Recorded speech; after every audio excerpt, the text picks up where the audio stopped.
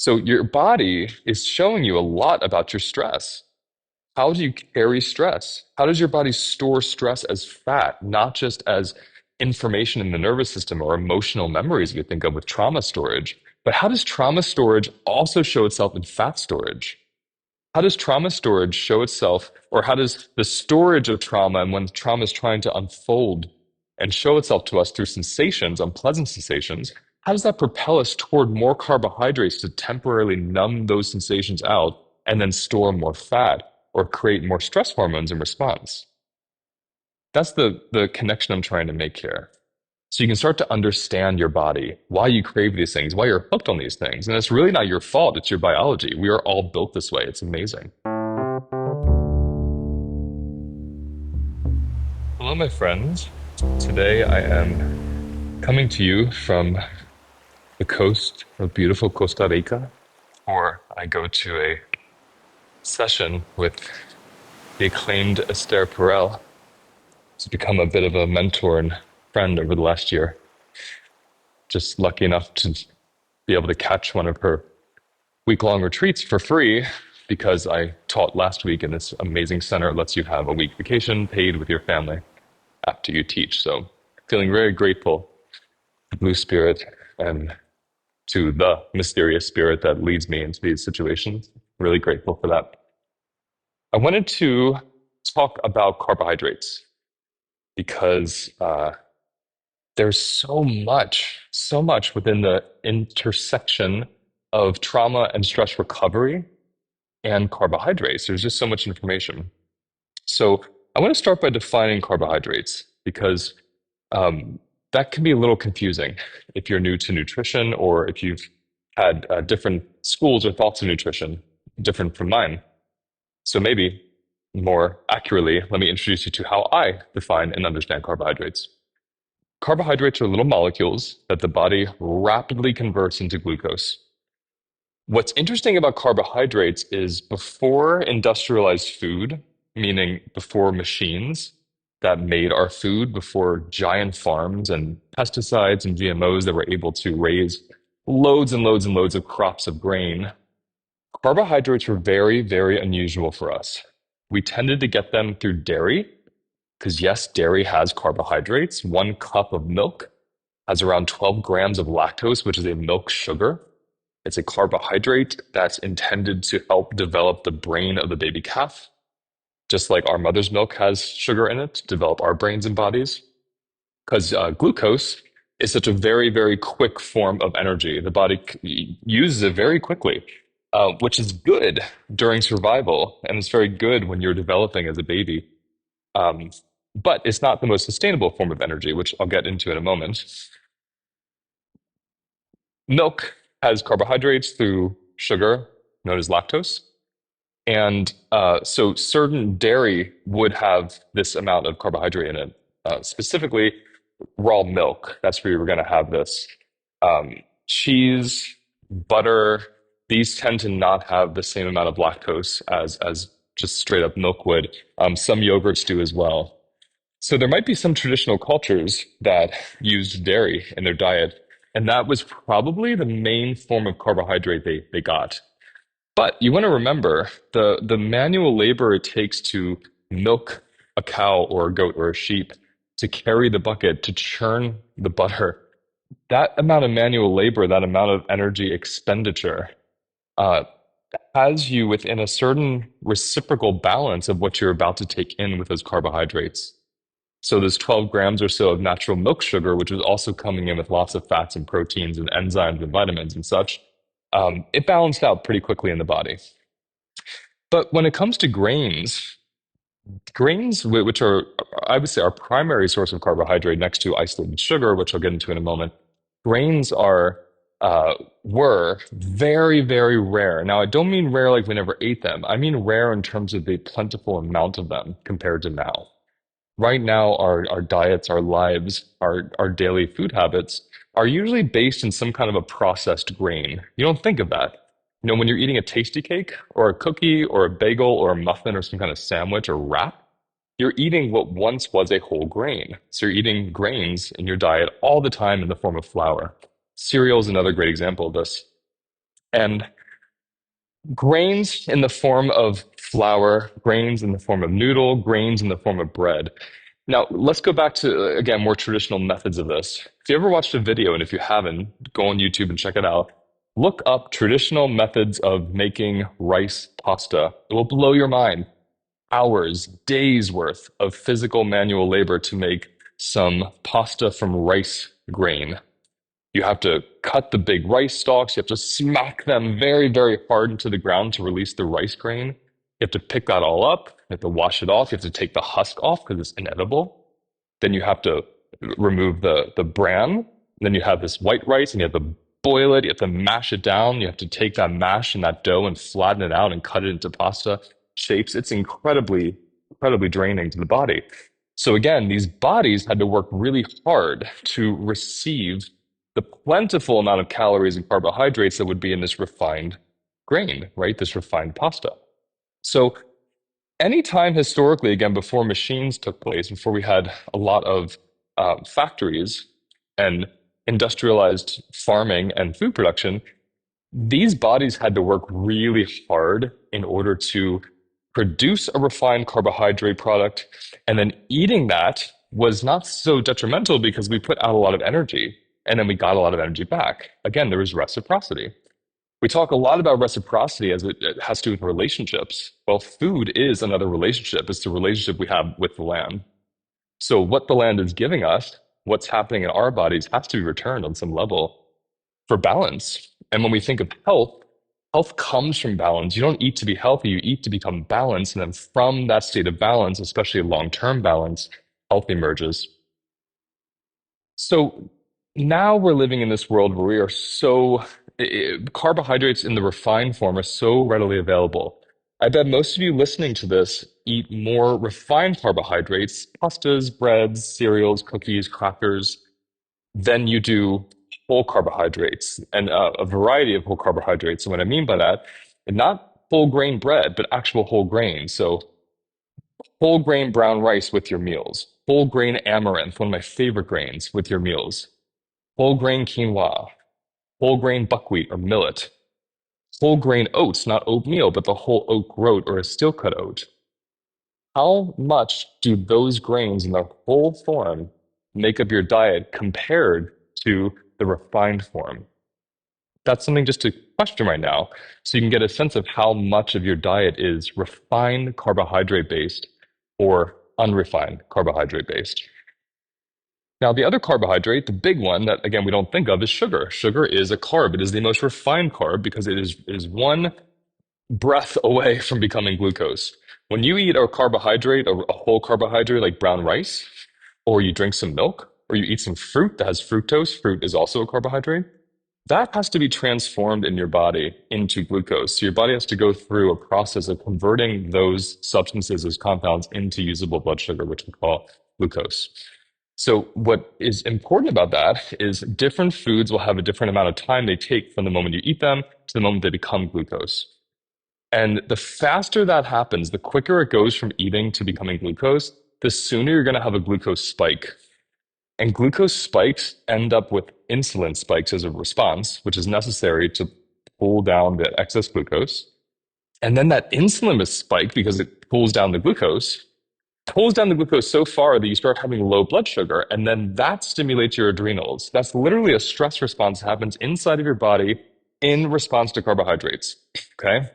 So I'm going to call this the sugar to adrenaline sequence. Okay. The S2A sequence. You eat something that turns into sugar really quick or that is sugar, you have a spike in glucose, then you have a spike in insulin, and then you have a spike in adrenaline. So you go into a stress response just because of this elevated level of glucose. That's where it starts. This usually happens within 90 minutes to 2 hours for most of us. So you wake up, you have a bowl of cereal, you have some coffee, you have some juice, you have a bagel, a muffin. You're on cloud nine. You're having a beautiful hit of dopamine. That's also what carbohydrates give us, especially when there are a lot of them and our glucose levels spike. We get a hit of dopamine. The brain feels very rewarded. So we feel happy, we feel high, we feel some clarity, some hope. Then that insulin tanks the glucose. We feel a little tired, a little foggy. And then the adrenaline comes in and we start feeling a little shaky, a little irritable, a little racy. That whole roller coaster, like I said, is happening 90 minutes to 2 hours after you had the refined carbohydrate. So if your diet is based in refined carbohydrates, you're going through that all day long. Now, why is that so important? What does that have to do with the relationship between stress and trauma, and especially recovering from stress and trauma? It's because we think so much about stress and trauma being about the outside world. We think it's about the people in our lives or the situations we've been through or the state of the world. And yes, that is one part of it. But there's a major second element to trauma and stress, and it's your body. The first part of a stress response is the stimulus, meaning the external experience. But what gets stimulated in the external experience? Your body. And when your body gets stimulated, your body has the capacity within it, it has the ability within it, multitudes within it, to recover and metabolize and process stressful, stimulating, high sensational events. All of your bodies have the capacity. I should say most of your bodies do. Some forms of brain injury, some developmental delays, some autoimmune disorders affecting the nervous system do not. That's just the truth. But the majority of you listening, you do have that ability. And even those other conditions and experiences I listed can be greatly, greatly helped by what I'm talking about today. So keep listening. So these bodies have an innate ability, an innate rhythm, and really an ancient knowing of how to metabolize stress and trauma. The things our ancestors went through and lived through far outweigh what most of us will experience if we're lucky. So how did these bodies for thousands of years live through really brutal conditions?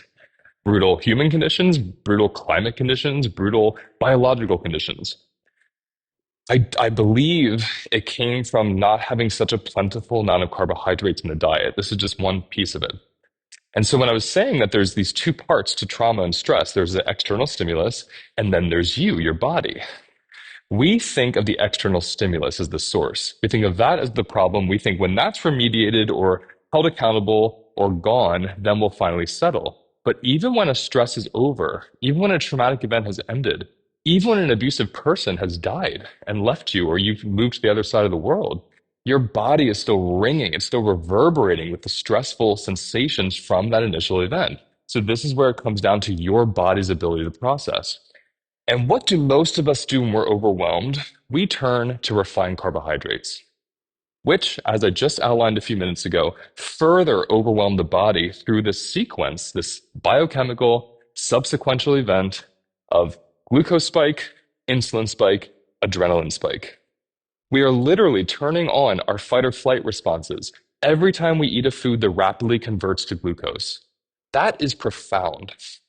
And if most of us knew this, if we had this education growing up, we would know by the time we were adults how much agency we had to help our bodies process and recover from stress and trauma by not inducing more stress and trauma within the body via glucose spikes, via refined carbohydrates. So just pause and feel into that for a moment. Just notice how that resonates for you. And as you feel into that, see what it's like to even feel the notion that you have agency to affect, you have agency and choice to affect your body's ability to respond better to stress and trauma by not increasing its stress load by what you're eating. So what's fascinating, like I said, is when we're feeling unpleasant sensations, when we're feeling sad, hopeless, scared, overwhelmed, we tend to turn to carbohydrates, whether it's a refined carbohydrate like bread, whether it's a refined carb like pasta, whether it is ice cream, which has carbohydrates added to it like sugar and the natural milk sugar, lactose, like I talked about earlier. Maybe you have a real craving for a big cheese plate with a bunch of crackers. Well, look, refined carbohydrates are the base. They're still the crackers. Why do we turn to refined carbohydrates? Because they soothe us brilliantly. The way they create such a rapid rise in glucose creates a dopamine response, which helps our brain feel better about the situation they're experiencing. If you pair that with something really heavy, very calorically dense, especially very fatty, like creams, like um, butters, like cheeses, like ice creams, then you have this double effect happening where you're actually depressing your system because how much it exhausts the body to digest those very, very calorically rich fats, in addition to spiking the glucose. with the refined carbohydrates. So you have this whole biochemical process in your body where you're literally soothing your body, you're changing your brain chemistry, you're redirecting blood flow from your brain, which makes you anxious, down to your belly to digest, which makes you feel calm while it's digesting. And you're changing your state within minutes. Just the crunch of the cracker. I mean, we can all imagine it right now. And when I think of crunching a cracker, there's this instant like, that comes over me. It's amazing. There's even some speculation in the somatic experiencing world that crunching with your teeth is a reenactment of wanting to bite. So it's actually a fight response that's repressed. And part of how we try to get out this fight response is by endlessly crunching on really crunchy, salty foods. So we use carbs to soothe us when we're in a stressful situation, which only subsequently creates more stress in the body and then invites and requests and needs more soothing.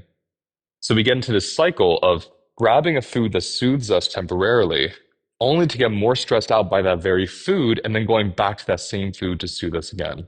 It's an excellent business model, but it's a new business model because we didn't have access to such refined carbohydrates before. We just didn't. And if we did, we had to work much harder for them. We had much more physical manual labor that went into the creation of these foods. So what we're really experiencing now in the modern day with industrialized food and refined carbs, we're experiencing a crisis of health as a result of a lack of reciprocity. We passively sit back and receive the labor of others, whether it's actual bodies or machines, to get a hit of calories and glucose from these carbohydrates that normally nature has made very difficult for us to obtain unless we worked hard for it. So nature had a great business plan in place. You work hard, you'll get the dopamine, you'll get the beautiful glucose spike, and you'll get the soothing of all that hard work. But we divorced ourselves from nature when we went into the Industrial Revolution and industrial farming and food production practices. So now we passively experience our dopamine, which creates addiction.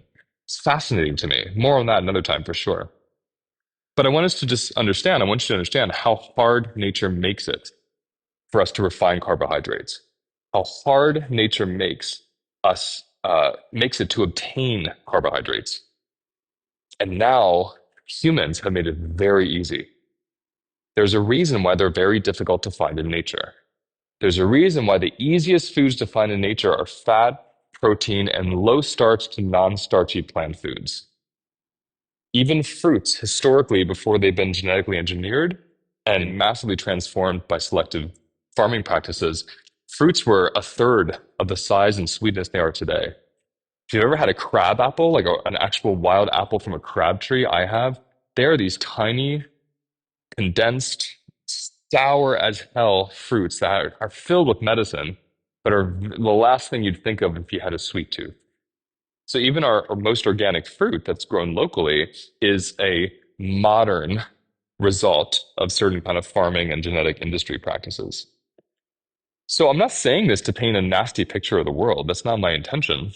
I'm saying this to make sense of why so many of us have glucose spikes, have insulin resistance and high amounts of insulin, have a lot of fat storage, have inflammation. These animal bodies are ancient, and we have not evolved fast enough to keep up with machines. It's only been within the last century, and more specifically within the last 60 years or so, that refined carbohydrates have made their way into our diets so profoundly and so pervasively. This is new. So our bodies are having actually a healthy response, even though we would call it unhealthy. It's a healthy, appropriate response to this massive evolution in food practices, but not enough time for the bodies to evolve. So our pancreases get tired, our bodies stop accepting insulin, we become type 2 diabetics, or we store all this excess glucose from carbohydrates as fat in our bodies. So your body is showing you a lot about your stress. How do you carry stress? How does your body store stress as fat, not just as information in the nervous system or emotional memories you think of with trauma storage, but how does trauma storage also show itself in fat storage? How does trauma storage show itself, or how does the storage of trauma and when trauma is trying to unfold and show itself to us through sensations, unpleasant sensations, how does that propel us toward more carbohydrates to temporarily numb those sensations out and then store more fat or create more stress hormones in response? That's the connection I'm trying to make here. So you can start to understand your body, why you crave these things, why you're hooked on these things. And it's really not your fault, it's your biology. We are all built this way. It's amazing. Some of us are more sensitive to carbohydrates than others. Some of us will gain more weight or store more fat because of carbohydrates than others. But we all have the same biochemical response and relationship to refined carbohydrates. That's just how the animal body works, right? So I'm going to give you a couple things to do here now that you have an understanding of how this works. Again, quick review. The increase in production, the increase in accessibility of refined carbohydrates makes us have an increase in insulin and an increase in stress response. So we have a cultural traumatic experience happening, as far as I'm concerned, a collective trauma where millions of bodies all around the world, tens of millions of bodies all around the world, have more insulin and more stress response than they ever have before in response to diet, not world events, but let's say more food induced insulin and stress response than perhaps we ever had before. What can we start to do about that? A couple very simple things, actually. I want everyone here to try something out with me. I want you to try to replace your dessert with one piece of whole fruit and a handful of your favorite nuts or seeds. I'm going to give you a list of ideal pairings here. Pears, apples, and berries. These would be the best three to start with because they tend to be the lowest glycemic, which means they won't spike your blood sugar as much as a tropical fruit like a pineapple would or a juicy melon would.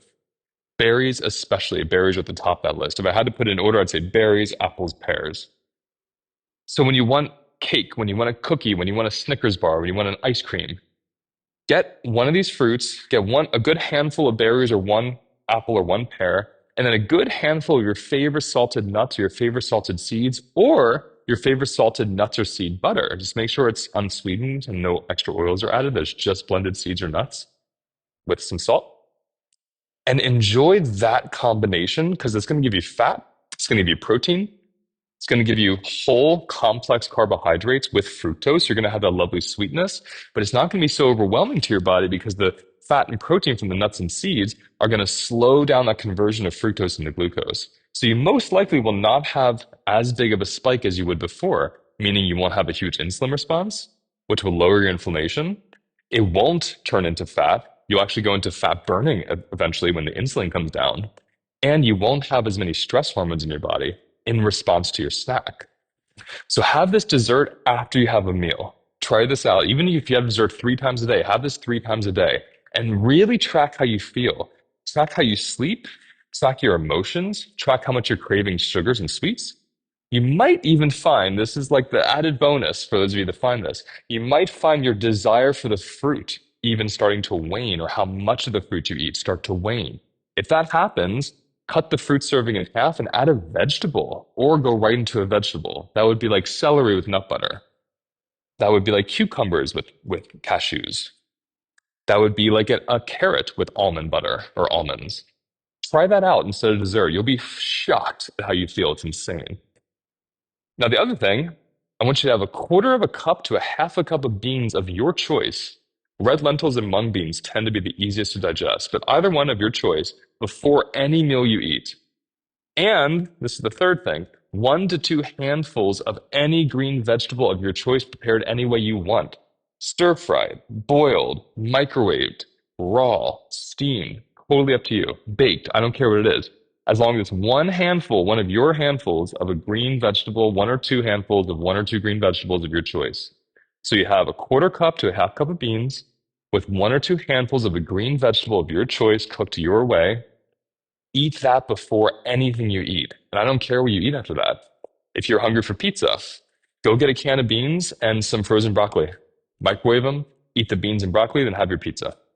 If you eat a TV dinner, same thing. Get your beans and broccoli, your beans and salad, or your beans and kale. Eat that and then have your TV dinner. Don't focus so much on the whole meal. Focus on this as almost like an appetizer for your stress response. Because it's literally what it is. Isn't that cool? You eat the beans with the greens, you get such an incredible dose of soluble fiber from the beans. You get really good insoluble and some soluble fiber from the greens. And you get all this chlorophyll from the greens and lots of nutrients, vitamins, and minerals from both. That's going to set your body up for a much slower digestion pace. So as you're eating, you're going to feel, I shouldn't say slower digestion pace, it's going to slow down how quick the next thing you eat goes into your small intestine, which is where everything turns into glucose. So if you have a pizza after you eat that, first of all, you're not going to be able to eat as much of the pizza because the fiber, the whole fibers from the greens and the beans are going to tell your body, I'm kind of full, I can't take as much in, which is great. Because one thing refined carbohydrates and processed food does is it really condenses itself. So we can take in way more calories than we could with something that's bigger, that takes up more space, right? Like a fibrous food. So it's going to prevent you from eating too much of the processed food, but it's going to slow down how quickly that processed food turns into glucose. If you do that with your meals and you do the desserts I'm telling you to try, wow. Notice how your body responds to stress. Notice how you sleep. Notice how you go to the bathroom. Notice how you feel about yourself.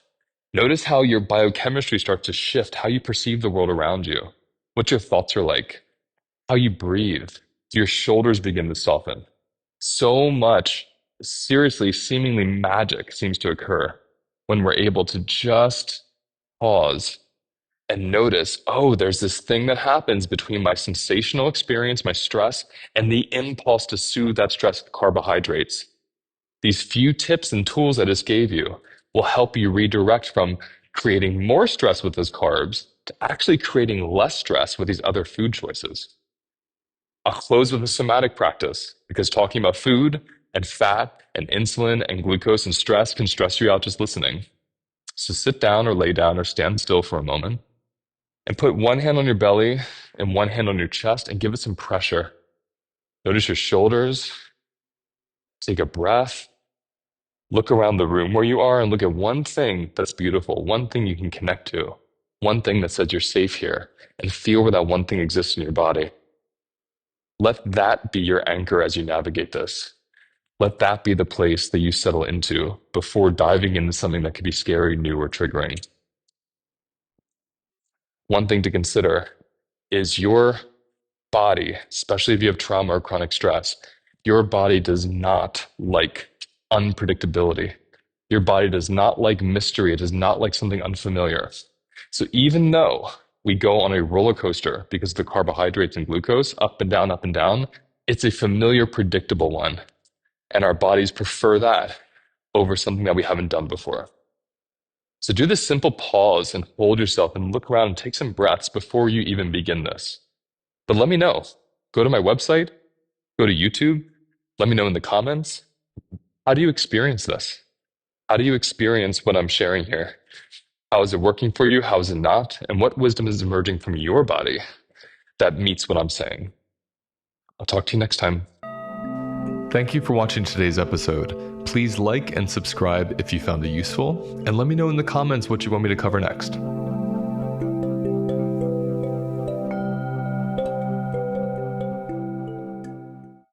I have developed a 4-week self-paced course that takes 18 years of my personal and professional experience and puts it into one place where you can easily and quickly learn the foundations of recovering from stress and trauma.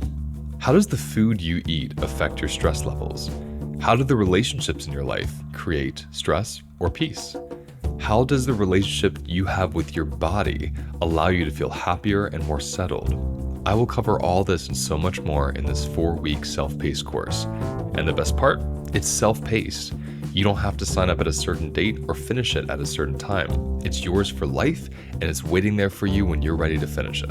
Throughout this course, I'll be teaching you philosophies and practices that combine my 3 favorite modalities: somatic experiencing, embodied parts work, and nutrition. For more information on this course, click on the link in my episode details. Getting there, it was just, I could tell something special was about to happen. There's just something about in-person retreats that just doesn't compare to online space. Minla is outstandingly beautiful. Why not be there with Luis and his team?